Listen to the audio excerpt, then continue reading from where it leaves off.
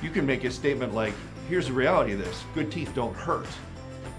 And something like that will cause a patient to pause because they understand that. They know if their teeth aren't hurting, their teeth are probably in pretty good shape.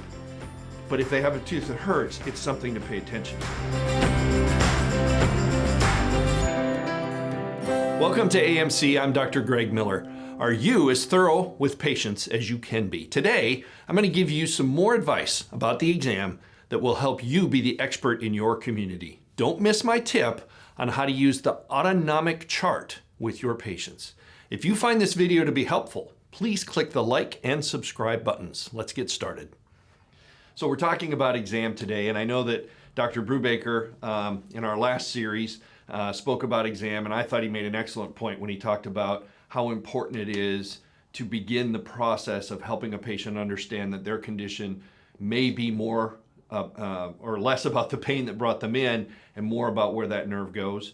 So I want to talk a little bit about that today, but I was just literally less than an hour ago had a conversation with one of the doctors that I coach through AMC, and we were talking about exam and the importance of this part of the what we call the CER, the consult, the exam, and then the reports. And he was commenting on, since he's been with AMC, he's noticed how often patients will come in, after the CER is over and they're under care, and comment back to the doctor, you have been more thorough and have given me more information about my condition than anywhere else that I've ever been.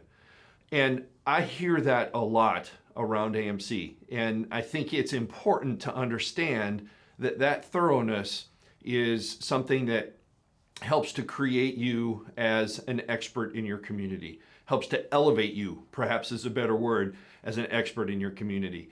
So we strive for that with everything that we do inside of AMC. So there's a couple of things that I wanted to talk about with the exam and that I think are really, really important. So the first one is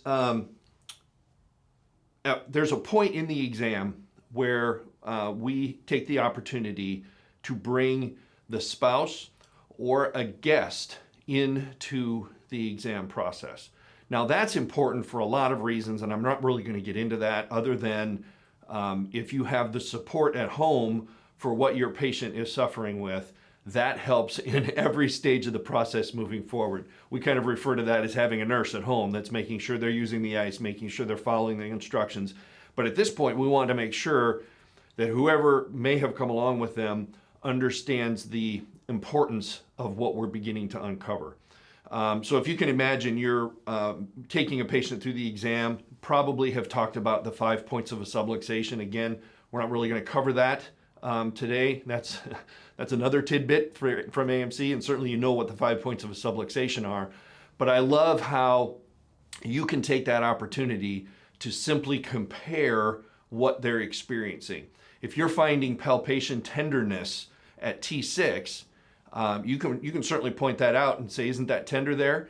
But I love how we encourage you to actually compare that to the vertebral level above or below. Can you tell the difference in how this one feels compared to how this one feels? Now, again, we are talking about pain at this point, but there's also a point in the exam process where you stand them up in front of an autonomic nervous system chart and show them that this discomfort that we found, your hand is literally on top of that space, that part, that vertebra, that level. This discomfort that we found, look where that nerve goes.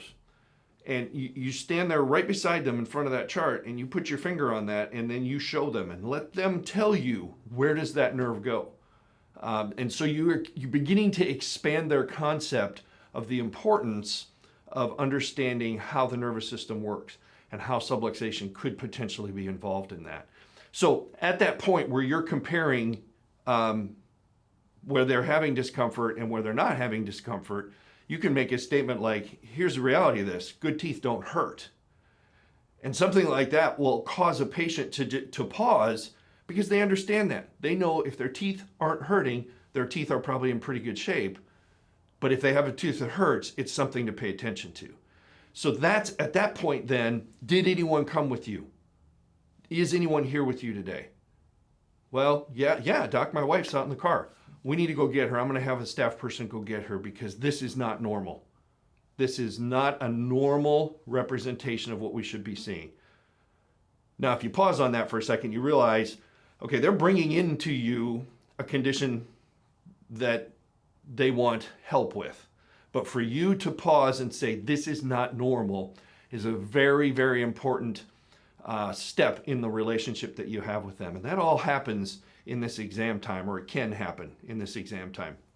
I don't want to take too much today. So that's number one. Number two, I really believe is the importance of using instrumentation in exam. Now, you can use a nervoscope. You can use, the doc I was talking to this morning uses a thermoscribe that he gets a printout from. You can use a myovision. You can use a substation. There's all kinds of different opportunities for you to use instrumentation. But that absolutely can validate the need for further investigation into this, which would lead to x-ray and certainly potentially chiropractic care. So the importance of that and allowing a patient to see an objective finding, because up to this point, a lot of it's been subjective, an objective finding that absolutely validates the reason that they're there.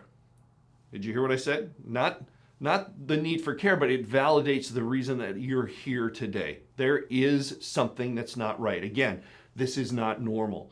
So your instrumentation, and then most certainly using that comparative technique to compare the vertebra above and below where their discomfort is, really zeroes in on the reason for being there. It makes your exam a powerful tool in your toolbox. Certainly with the AMC system, you've got a really big toolbox and many, many opportunities. So I'm glad you joined today. I hope you'll be able to take those two tips and put them to work with your next new patient, hopefully yet this morning or this afternoon.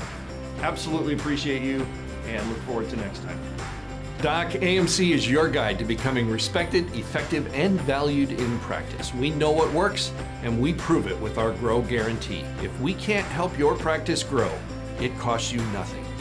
Text us at 904-966-4996 for more details. See you next week.